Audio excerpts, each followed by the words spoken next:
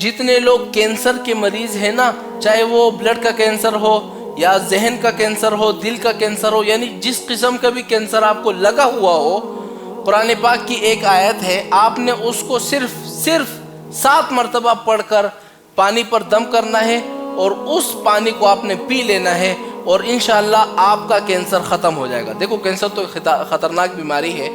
میں نے 3 لوگوں نے میرے ساتھ رابطہ کیا تھا، ان میں سے ایک بندہ ٹھیک ہو گیا تھا، اور آج تک وہ ہمارا مرید بنا ہوا ہے کہ مولانا صاحب آپ کی وجہ سے ہمارا کینسر ختم ہو گیا۔ کیوں؟ اس وظیفے کی وجہ سے۔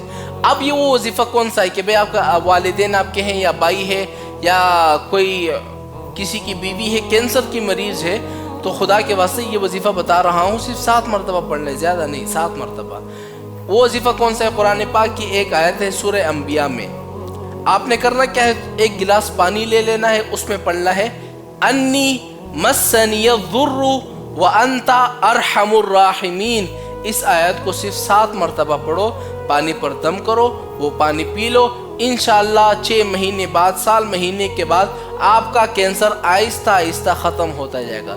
بلڈ پریشر کے کینسر ہے یا کون سا بھی جس قسم کا کینسر موجود ہے، آپ کا سارے کے سارے کینسر ختم، کینسر کے مرض سے آپ ختم ہو جائیں گے۔